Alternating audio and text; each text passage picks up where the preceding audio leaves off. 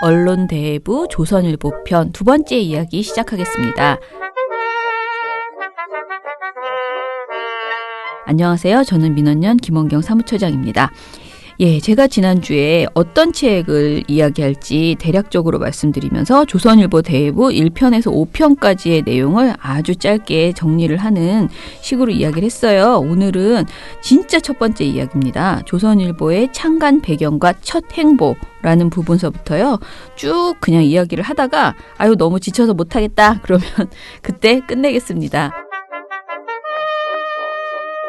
어찌됐든 제가 여러분들에게 이 책에 대해서 조금 설명을 드리려고 하다 보니까 차분하게 좀 읽다 보니 이게 생각보다 굉장히 아주 뭐랄까 정독하지 않으면요 오해가 발생할 수 있는 부분들이 있어요. 왜냐면은 기본적으로 이 책이 조선일보가 정리한 자신들의 역사, 조선일보사, 친일에 대한 행적을 조사한 역사들 있잖아요.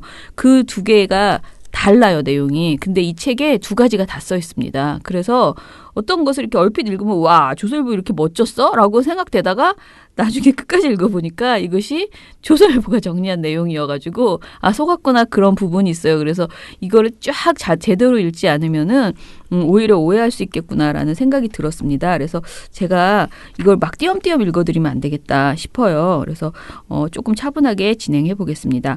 먼저 조선일보의 창간 배경을 이야기하려면요. 3.1운동을 이야기하지 않을 수 없다고 합니다. 자, 3.1운동은 여러분들이 다 아시죠? 다 아는데도 또 어쩌면 모를 수도 있어요. 3.1운동에 대해서 강만길 선생님이 고쳐 쓴 한국 현대사에서 이렇게 정리를 했습니다.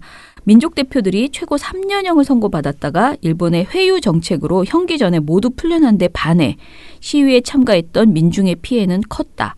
시위는 평화적인 방법으로 시작되었으나 일본이 무력으로 탄압함으로써 폭동화했고 그 희생도 그만큼 컸다.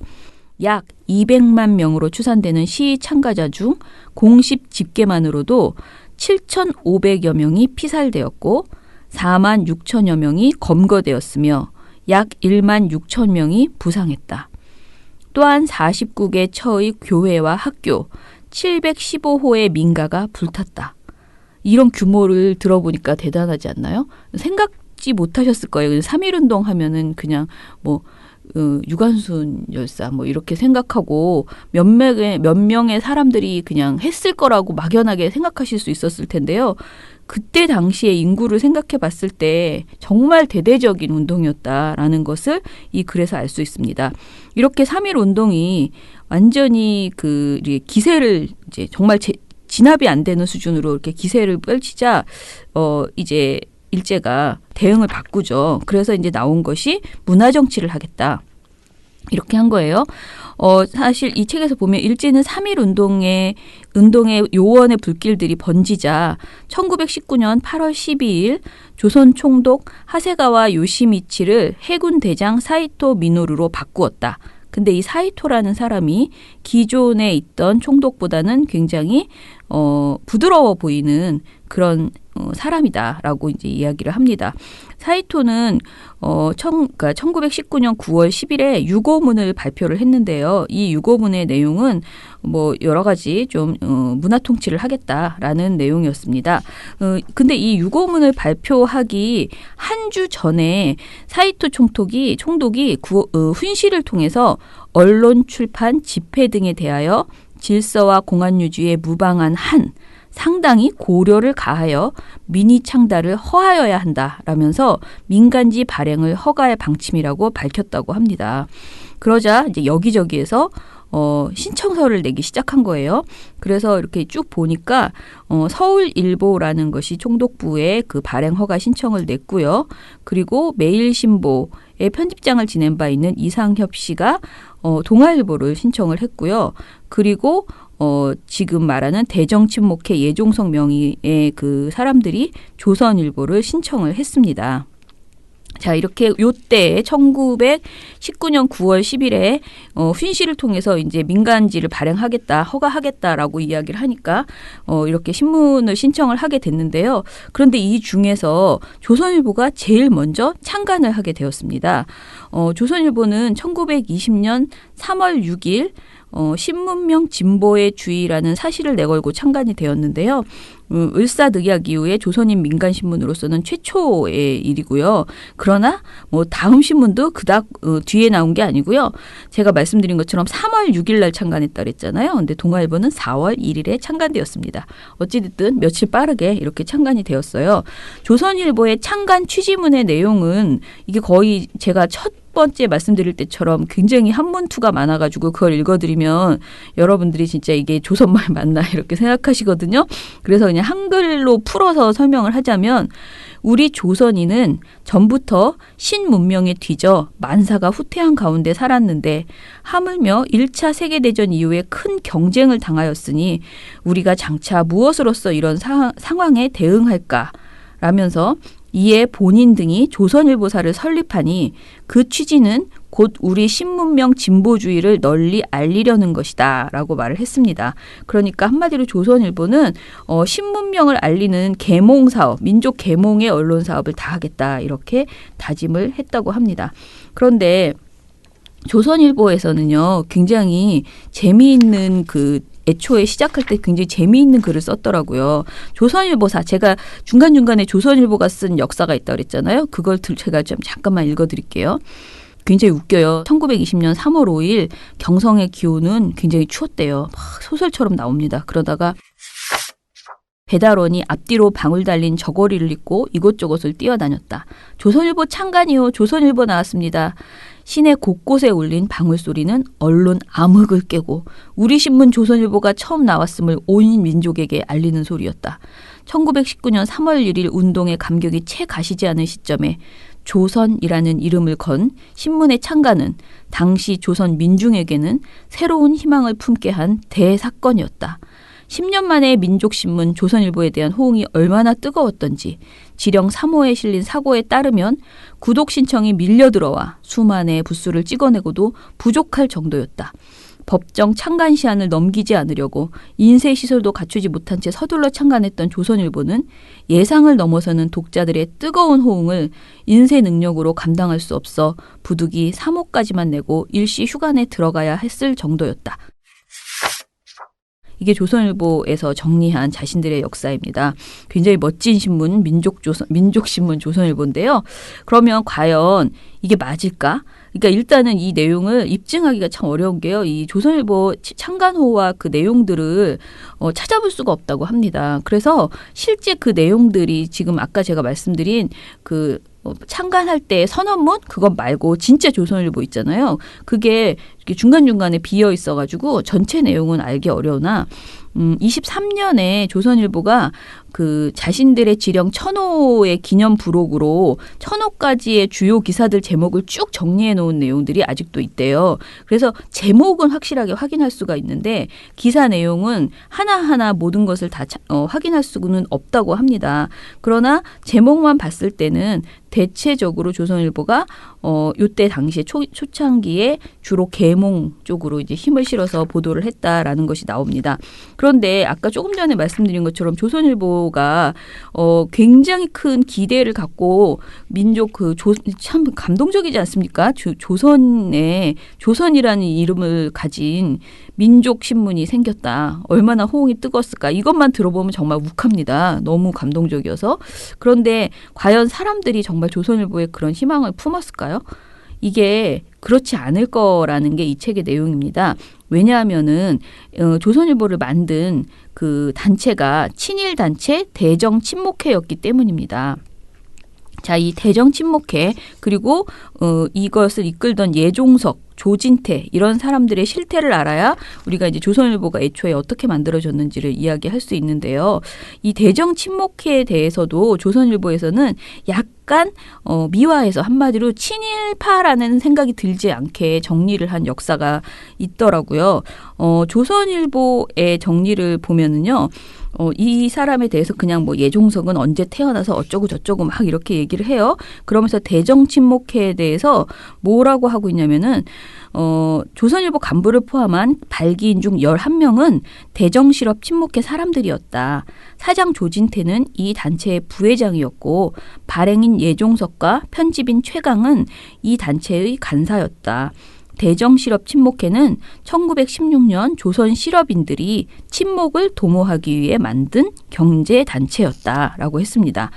이렇게만 들으면 그냥 침묵을 하기 위해서 만든 경제단체라고 하니까 친일이란 말 한 글자도 없잖아요. 제가 지금 말씀드린 거에 괜찮은 단체인가 보다 이렇게 생각할 수 있습니다.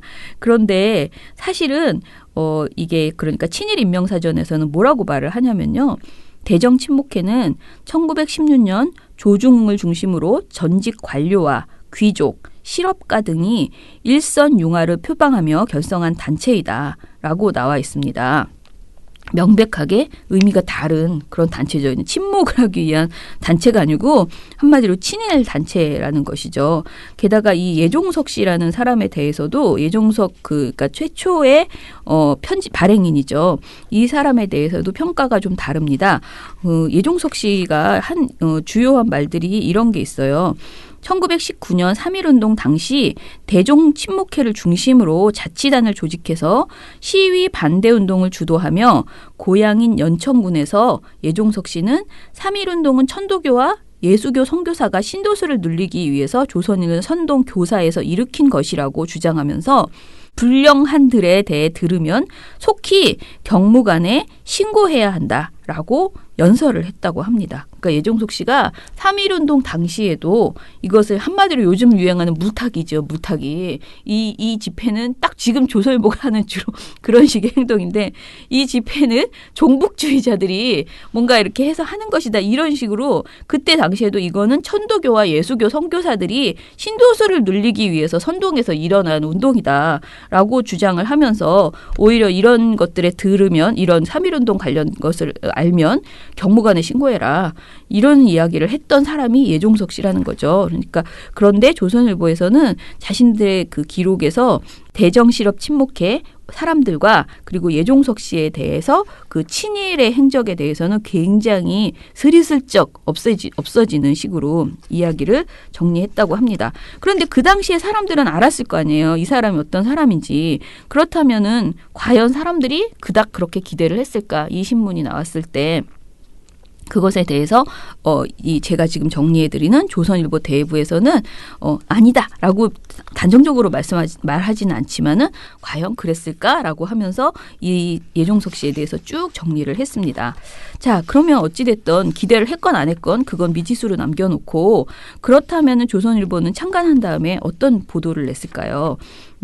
조선일보는 일단은 5월 30일까지 26편의 신문을 냈습니다. 그런 중에 5번 압수를 겪습니다. 그러니까 민간지 최초로 압수를 당한 신문은 조선일보였습니다. 조선일보가 나름 중간중간 잽잽은 많이 날리는 그런 신문이었다라는 것을 볼 수 있습니다. 뭐 여러 가지 일들이 있었는데요. 그 최초로 압수를 당한 사건은 그때 당시에 왕세자 전하와 그러니까 이게 이제 일본이에요. 왕세자 전하와 우리나라의 이방자 여사 아시죠? 두 분의 가래를 결혼을 이제 보도를 하면서 이 내용 중에서 이응과 먼저 혼약이 있었던 명성황후, 민비, 문중, 민규수의 스토리를 취재해서 일본의 정략결혼 정책에 의해 강제 파혼된 사연을 보도했다가 검열에 걸려가지고 이것을 압수당했다고 합니다. 조선일보가. 이런 일이 있었고요. 그리고 조선일보가 중간중간에 굉장히 센 기사를 실제로 많이 냈습니다. 요런 거를 하나 읽어드릴게요. 1920년에 6월 9일에 실린 연재물이었는데 제목이 일본 군국주의와 조선족이었대요. 근데 여기에서 외놈이라는 용어를 신문에서 썼다고 합니다. 그래서 외놈이라고 말을 하면서 총과 칼로써 조선 민족을 죽이려 한다 라면서 일제를 대놓고 비판을 했습니다. 이 연재 기획물을 쓴 최국형과 방한민이라는 두 사람은 총독부의 압력 때문에 이후에 조선일보를 떠나게 됩니다.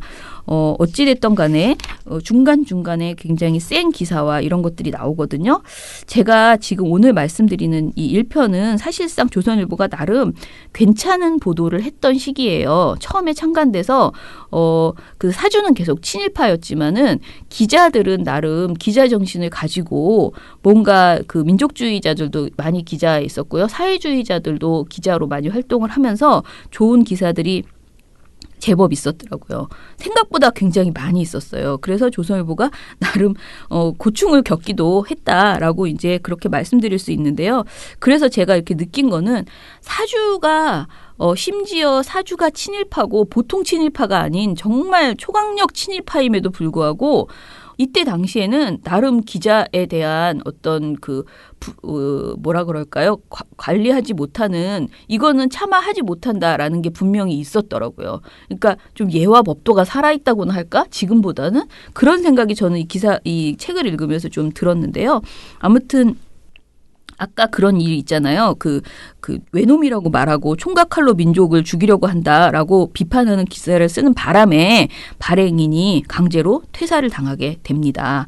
그래서 조선일보가 계속 이렇게 항일 기사를 계속 쓰고 있으니까 결국은 총독부의 경고를 받고 압수 처분을 당해요. 그래서 여러 가지 그런 센 기사들이 그럼에도 계속 나가고요. 그 이후에 유문환이라는 분이 조선일보사의 새로운 사장이 됩니다. 근데 이 유문환 씨도 굉장히 유순한 친일파라고 그렇게 평가된다고 합니다. 유문환 씨는 지금 우리가 정리한 친일 인명사전에 없어요. 그러니까 이 사람은 친일 행적이 두드러졌던 것은 아닌 것 같다라고 평가할 수 있고요. 친일 행적은 없지만 그 당시에 조선일보를 가질 수 있었다는 것은 어느 정도는 그 친일 인사였다라는 것은 뭐 피할 수 없을 것 같고요. 그래서 그런데 이 유문환 씨가 된 다음에도요, 조선일보는 계속 굉장히 센 내용의 기사들을 많이 보도를 합니다. 예를 들면은 조선일보가 8월 27일자 신문에 실은 자연의 화라는 제목의 사설이 있는데요. 여기에서 일제 경찰을 엄청나게 호되게 비판합니다. 제가 한번 읽어볼게요. 덕의 유행은 인력으로서 방해할 수 없음과 같이 자연의 유행도 또한 인력으로서 방어할 수 없는 것이다. 이와 같이 불가능한 일을 방어하려 함은 무리무지의 막심함이요. 방어할 수 없는 것에 고심 노력하는 자 역시 무지한 우거라고 말하지 않을 수가 없다. 자, 조선일보는 굉장히 일제 경찰을 호되게 비판하는 이런 사설을 실는가 하면요. 여러 가지 내용들에서 계속 이제 잽잽을 날립니다. 그러니까 조선일보가 창간한 이래 거의 100수십여일 동안에 총 113호를 냈는데 그동안 총독부 당국자는 지면을 압수하기 전후 23회, 발행자를 계책하기 위해 10여 회에 달하여 압박에 압박을 가하는 날을 자심했고 8월 27일에 이르러서 당국자는 돌연 일주간의 발행 정지 명령장을 발포했다고 합니다. 그러니까 뭐 이렇게 여러 가지 이제 핍박을 받습니다.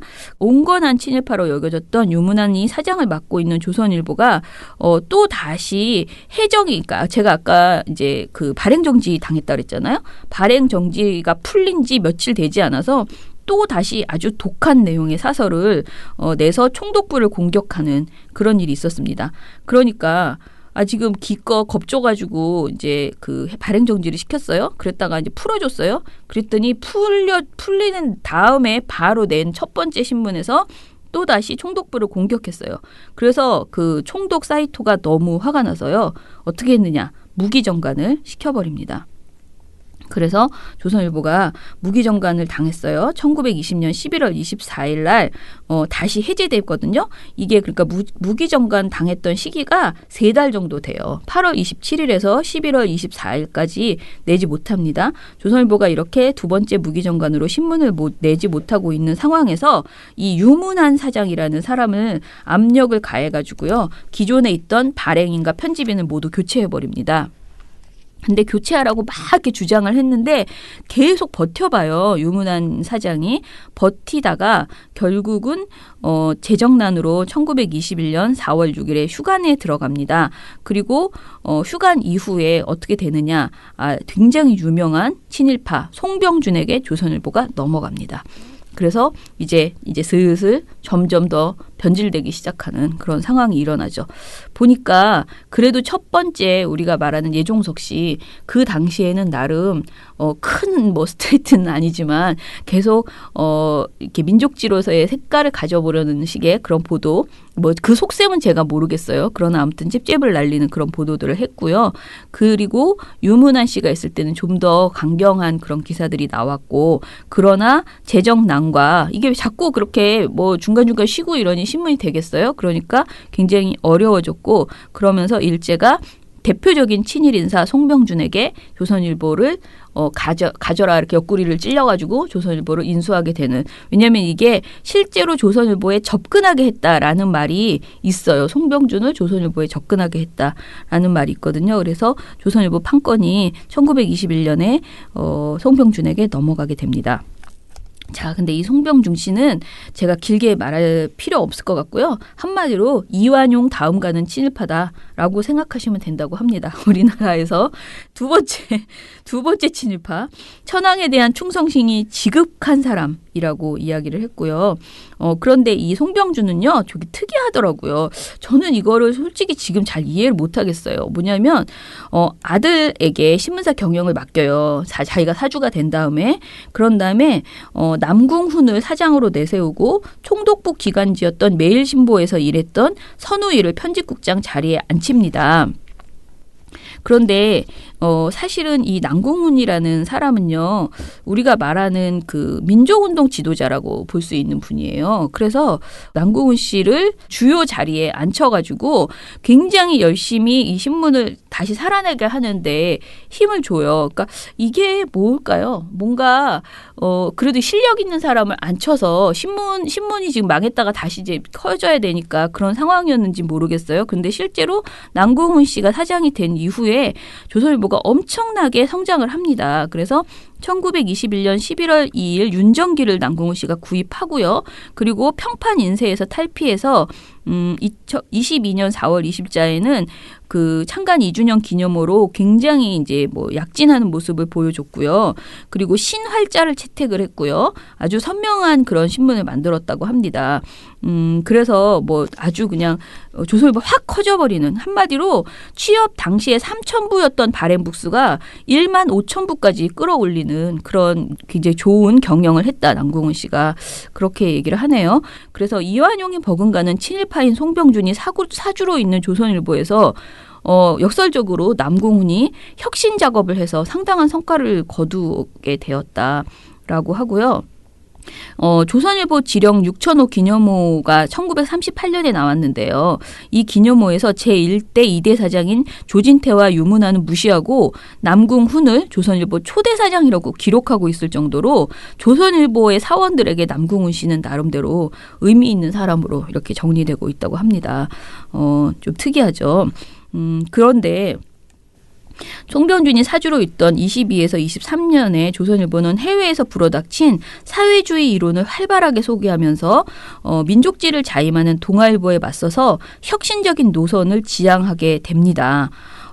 참 또 다시 특이한 건데요. 이 송병준 씨 친일파, 두 번째 친일파 송병준이 있던 시기에 조선일보는 완전 혁신적인 조선일보가 됩니다. 이것도 뭐라고 말해야 되나요? 그러니까 이 손을 놓고 있었던 것은 아닐까? 송병준이 사기만 하고 뭔지 아무튼 잘 모르겠어요. 저는 제 짧은 식견으로는 모르겠는데 아무튼 간에 이 정미칠적 매국노 송병준이 사주로 있는 조선일보사가 일제가 적대시하면서 탄압하던 사회주의자들이나 지하에서 은밀하게 움직이던 공산주의자들을 간부나 기자로 일할 수 있게 일하게 되는 그런 조직이 되었다라는 것이죠. 그래서 이때 당시에 조선일보 기사가 되게 좋습니다. 여러 가지 총독 퇴진을 요구하기도 했고요. 그리고 의열단에 대해서 엄청 자세하게 소개하기도 합니다. 내용이 여러분들한테 이걸 읽어드리면 제가 요즘 미스터 션샤인을 굉장히 열심히 보고 있기 때문에 미스터 션샤인이 떠오르는데 이 의열단의 그 행동 강령들 이런 것들을 굉장히 자세하게 소개를 했어요. 그렇다고 해서 뭐 이 사람들 잡아가라 이렇게 기사를 쓴 건 아니에요. 그러니까 굉장히 민족적 그런 어떤 느낌을 이렇게 이야기하는 그런 내용도 있습니다. 의열단원은 단체에 들어오는 날부터 생명, 명예, 재산, 부모, 처자, 형제를 일체 희생에 공하고 오직 단체의 주의 목적인 조선 독립을 위하여 결사모험함으로써 활동할 일. 2. 단원은 각자 특장에 의하여 아래 기록한 기술 중에 한 가지나 두어 가지를 실제로 연습하고 연구하는 의무가 있을 일. 3. 단원은 간부의 명령에 대하여 절대 복종할 일. 4. 암살, 파괴, 방화, 폭동 등에 대한 기밀과 계획은 간부에서 운주 지휘할 일. 5. 단원이 불행이 피착되는 때에는 의열단은 반드시 그 불행한 단원을 위하여 복수적 수단을 취하되 단원을 포착한 자나 단원에게 형벌을 선고한 자는 반드시 암살할 일. 6. 암살할 인물과 파괴할 건물 등은 의열달 선언에 의지하여 실행하되 다만 소위 조선 귀족으로서 나라를 망하고 백성의 양화를 준 보수로 많은 재산을 가지고도 민족을 위하여 공공사업에 의연하지 않는 자는 기어이 금년 안으로 땡땡 할 일. 이렇게 써 있습니다. 7. 단원이 아닌 자로서 의열단의 명칭을 빙자하고 부자에게 금전을 간청하여 단체의 명예를 더럽히는 자는 조사하여 이러한 협잡배를 반드시 엄벌할 일. 중요한 기밀사항은 간부에서 협의한 후 이것을 단원에게 공표하지 아니하고 반드시 밀접 관계가 있는 단원에게만 필요에 의하여 출동을 명할 일. 이렇게 되어 있네요. 드라마랑 비슷한 것 같습니다. 그리고 관동 대지진에서 조선인이 학살을 당하잖아요. 이것의 실상을 또 굉장히 상세하게 보도를 했다가 순환을 당하기도 합니다. 그리고 이때 당시에 동아일보가요, 약간 이상한 사설을 하나 내가지고 엄청나게 욕을 먹거든요. 근데 이 사설이 뭐냐면은, 동아일보 편집국장이 그때 당시에 1924년에 춘원 이광수가 이제 동아일보 편집국장이었대요. 근데 이 사람이 우리가 이제 이광수 그러면 약간 나중에 친일했다 이렇게 얘기를 하잖아요. 근데 이때는 사실 아주 친일의 시기는 아니었음에도 불구하고 춘원 이광수가 쓴 글에서 보면은 민족적 경륜이라는 말이 있는데 이 약간 아무튼 크게 대들지 말자라는 내용이에요. 이런 거예요. 교육은 민족의 가장 근본적인 대문제다라고 하면서 이 문제가 해결이 안 되고는 여타 문제, 정치, 경제, 사회 등 다른 문제는 영영 해결을 못 볼 것이다라고 하면서 이렇게 교육 제일주의를 강조하는데 교육이 중요하다는 거는 다 동의할 수 있지만 그 사설의 결론 부분에서 특히 정치적 결사 이외에는 절대적 색채를 띠지 아니할 필요가 있다. 대개 정치적 색채를 띠면 보복의 위험이 따르는 까닭이다. 라고 하면서 정치적인 행동은 하지 말자. 교육 이런 것만 하자라는 식으로 이야기를 했다고 합니다. 그런데 이제 동아일보가 우리는 조선 내에서 화하는 범위 내에서 일대 정치적 결사를 조직하여야 한다라고 이제 주장을 하게 된 것인데요. 이것을 가지고 당연히 당시에 임시정부와 독립운동가들, 진보적인 단체들이 동아일보 엄청나게 비판하는 그런 일이 벌어졌다고 합니다. 동경유학회 하구회는요, 그 하구회와 여러 단체들은 동아일보 배척 운동을 벌이기로 결의하기도 했고요. 성토문이 국내 여러 곳에 보내졌다고 합니다. 그러자 이것에 대해서 조선일보는 우리는 생각이 달라라고 하면서 이제 다른 이야기도 이렇게 했고요. 동아일보가 이 민족적 경륜이라는 사설 때문에 홍역을 치르던 시기에 조선일보의 기사와 논설들을 보면 사회주의 신문의 경향이 굉장히 강했다라고 이야기를 하고요. 예를 들어 보면 기사 제목이 이래요. 유물사관 요령기, 유물사관의 해설과 계급투쟁 실론, 서양사회주의 개관 이런 거를 시리즈로 막 보도를 합니다. 그리고 뭐 전체적으로 보면은 굉장히 괜찮은 조선일보였다라고 볼 수 있고요. 요때 당시 남궁훈이 사장으로 3년 남짓 일한 1924년 9월 중순에 조선일보 사주 손병주는 결국은 경영권을 넘기게 됩니다. 그런데 이 경위를 조선일보 90년사에서 어떻게 정리를 했냐면요. 총독부의 암묵적 지원하에 조선일보 경영권을 쥐고 있던 친일파 송병주는 3년 만에 두 손을 들었다. 회사의 체사는 체산대로 맞지 않고 기자들은 논지를 지키려고 강력히 대응하면서 이런 신문에 못마땅한 총독부는 총독부대로 송병준을 압박하자 시달림을 받던 송병준은 더 이상 지탱하기 어렵다며 경영을 포기했다. 나라는 마음대로 팔아먹었을 지언정 신문은 뜻대로 할 수 없었던 것이다. 라고 했습니다. 이게 조선일보가 정리한 것이긴 하지만 이 책에서도요. 이것은 사실상 맞다라고 이렇게 크게 이 말도 안 되는 소리야 이런 말이 없거든요. 그러니까 실제로 송병준이 신문을 사기는 했는데 조선일보를 자기 마음대로 어떻게 휘두르지 못했던 저는 지금의 사주, 지금 우리 방사장 얼마나 대단합니까? 조선일보 방사장은 송병준보다도 못하다라는 생각이 좀 들었어요. 이걸 보면서. 왜냐면 정말 우리나라 제2의 그 친일파조차도 자신이 신문을 사서 그 신문을 자기의 뜻대로 막 한 게 아니고 나름 그 경영과 기자들에게 물론 못했는지는 모르겠어요. 하려고 했는데 못했는지 모르지만 실제로 신문의 그 내용에 크게 영향을 미치지 못했다는 것이 지금 역사적으로 보이더라고요. 그런 것에 비해서 참 지금의 모습은 너무 씁쓸하다라는 생각이 들고요. 조선일보의 판권이 그래서 신석우라는 독립운동가에게 넘어갑니다. 신석우 선생님은 송병준에게 8만 5천 원의 거금을 주고 경영권 일체를 정식으로 인수했는데요. 이것이 그 쌀 4,250가마의 값이라고 합니다. 본인이 부친으로부터 물려받은 전답과 재산을 모두 쏟아부어서 신문사 사주가 된 것이고요.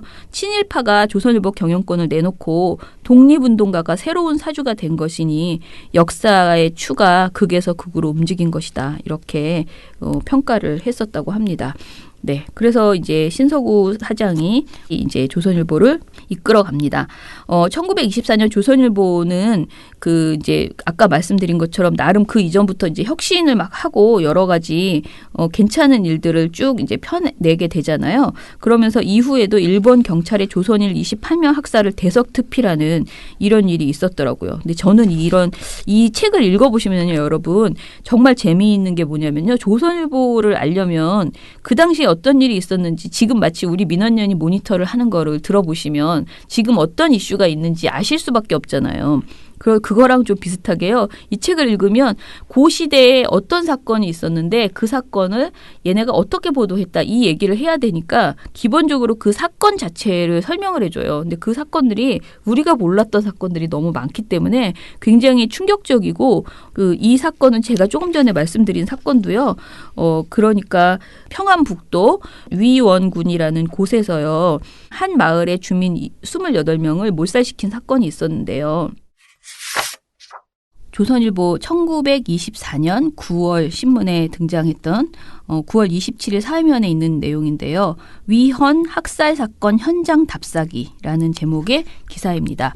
지난 8월 11일 밤중에 평북 위원군 화창명 신흥동에서는 어떤 무장한 사람들에게 한 동네 6호가 불에 태어 전멸을 당하고 가족 28명이 일시에 학살되었다 함은 이미 각 신문에 보도된 바이오니와 금년내가 실시에 출장하여 조사한 바에 의하면 그달 오전 6시경에 그 동네에서 약 25리쯤 되는 곳에 있는 화창면 주재소를 독립단원들이 습격하려다가 중지하고 약 25명이 신흥동으로 올라와서 동네 송지항의 집에서는 점심을 하여 먹고 동네 최은규의 집에서는 저녁밥을 지어 먹고 돌아간 일이 있는데 그 이튿날 중내 평북 경찰부장과 이달 경부보가 인솔한 경관대 40여 명이 돌연히 그 동네로 달려들어서 피해 당한 6집을 에워싸고 집안 식구 모조리 잡아내어서 독립단이 밥을 해먹고 간 일이 있느냐고 물었으나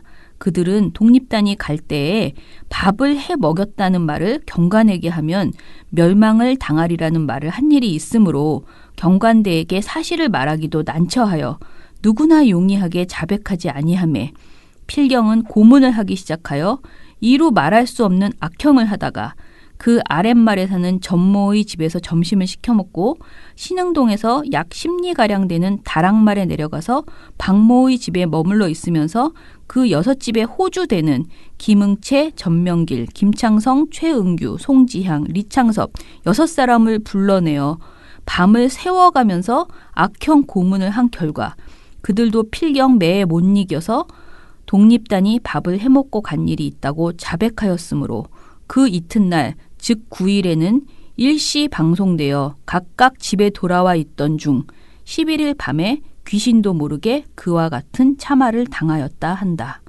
이렇게 되어 있습니다. 이게 끝이 안 나네요. 기사가. 마침표가 없어요. 계속 이어지는데 옛날에는 이렇게 글을 썼나 봅니다.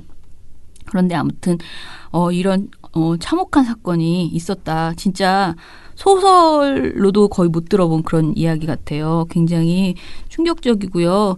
꼭 조선일보를 비판하는 내용이 아니라도 역사와 관련된 내용들이 있으면은 함께 읽어드리도록 하겠습니다.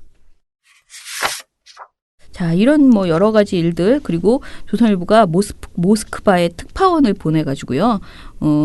막 모스크바 소식을 막 알리는 이런 일도 있었고요. 굉장히 재밌어요. 막 먼저 특파원에 보내려고 조선일보랑 동아일보랑 나름 계속 라이벌이잖아요. 그러니까 이제 우리가 먼저 해보려고 해서 조선일보가 어떤 사람을 기자도 아닌 사람을 그냥 바로 발령내가지고 그 기차로 데려가면서 속성 기사 작성법을 가르쳐가지고 그 러시아에 보내버려서 그에게서 받아가지고 여러 가지 이 김준현 특파원이라고 하는데요.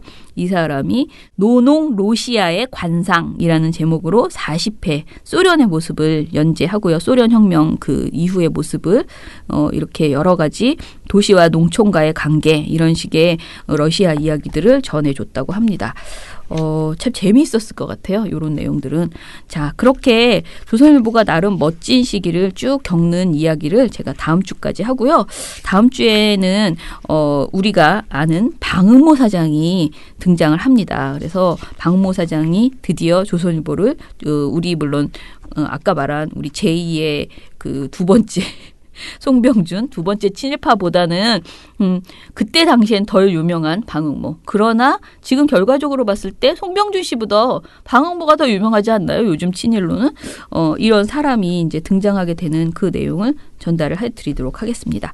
제가 사실 더 오래 할 수 있지만 여러분들이 너무 많은 얘기를 들으면 머리가 아픈 관계로 오늘은 이 정도만 이야기를 하고요. 조금 광고를 드릴게요. 제가 지난주에 이 방송을 처음 하고 나서 책을 혹시 사고 싶은 사람이 있지 않을까 이런 생각이 들었어요. 근데 제가 애초에 말씀드린 것처럼 이 책은 서점에서 팔지 않습니다. 지금 몇 분나 남아있는지도 사실 몰랐어요. 그래서 제가 여기 써있는 그 애초에 제가 이 책을 샀던 분께 이제 연락을 드렸습니다. 그래서 우리가 이런 팟캐스트를 시작했다라고 말씀을 드렸는데 좋다 잘한다 이렇게 얘기하시고요. 그러면서 제가 이 책을 다 읽지는 못하고 중간중간 소개하면서 이렇게 진행을 할게요. 그랬는데 그냥 조선일보는 폐간해야 돼 이 얘기만 계속하면 된다고 그렇게 강하게 얘기하시면서 약하게 말하지 말고 세게 얘기해달라고 시정일간 매회 조선일보는 폐간돼야 된다. 조선일보가 없어져야 된다. 이 얘기를 꼭 해달라고 그렇게 얘기를 하셨습니다. 아무튼 이 책을 다 찾아보니까요. 이 책이 조선일보 대회부 5권, 동아일보 대회부 5권 해서 총 10권이 한 질인 책이에요. 이렇게 한 질로 딱 케이스가 돼 있거든요. 그런데 이 책이 제가 살 때 25만 원이 정가였다고 합니다. 그런데 이 10권에 25만 원짜리를 민원연 회원들에게 10만 원에 파시겠다고 하셨습니다.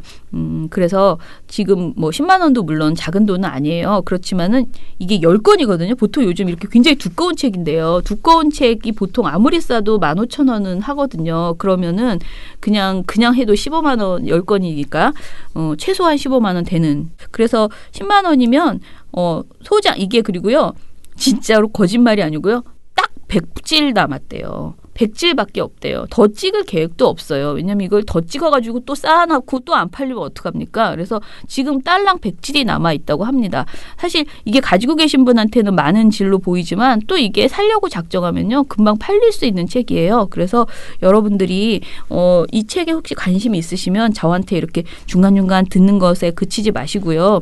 제가 말씀드린 것처럼 한국 현대사를 공부하시는 분한테는요. 이 조선일보 동아일보를 쭉 이렇게 대해보를 듣는 것이 언론사가 아니고요. 그냥 역사를 이야기하는데도 굉장히 좋은 소재가 될 것 같아요. 그래서 꼭 읽어보시면 좋겠고요.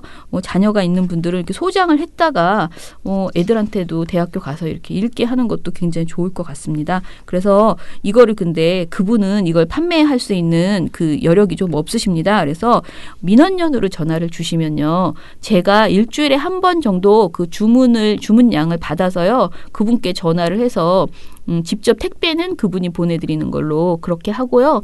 주문은 제가 그냥 받겠습니다. 그래서 민주언론 시민연합 02-392-0181입니다. 민원연으로 전화를 주셔서 조선일보 대부 살래요. 그렇게 말씀하시고 전화번호하고 주소 그리고 뭐 이렇게 알려주시고 저희한테 입금해 주시면요. 저희가 일주일 내로 배달할 수 있도록 그렇게 정리를 해보겠습니다. 저로 인해서 한 10질이라도 잘 팔리고 전 10질이 아니고 더 많이 팔렸으면 저는 진심으로 말씀드리는데 저희 지금 팟캐스트를 듣는 분이 꼭 민원연 회원만 있는 건 아니잖아요. 저희 팟캐스트 듣는 분에게도 똑같이 10만 원에 드릴게요. 왜냐하면 제가 그걸 구분하면 너무 치사해지잖아요. 민원연 회원 가입해야지 요거 10만 원에 팔아요. 이렇게 하는 건 좀 그건 아닌 것 같고 그래서 똑같이 드리고요. 그리고 민원연 회원이 아닌 분에게도 말씀드리지만 특히 민원연 회원분들께 말씀드리는 거는 저는 민원연 회원이라면 활동가라면 이 책을 한번 읽어봐야 되겠구나. 그리고 가지고 있으면 정말 좋겠다. 이게 저처럼요. 매일매일 읽지 않더라도 화장실에 이렇게 꽂아놓으면 자꾸 왔다 갔다 하면서 정기적으로 바꿔주거든요. 제가 또 책을 다 안 읽어도 오늘은 동아일보 3편을 한번 갖다 꽂아볼까? 그리고 한 달 동안 또 꽂아놓고 왔다 갔다 하면서 조금씩 읽어요. 근데 이렇게만 읽어도요. 한 1년 지나면은 그래도 몇 편이라도 자꾸 보게 되거든요. 그래서 여러분들도 그런 재미로라도 이 책을 한번 쭉 읽어보시면 좋겠다 생각이 듭니다. 예, 그러면 저는 다음 주 일요일에 다시 찾아뵙겠습니다. 감사합니다.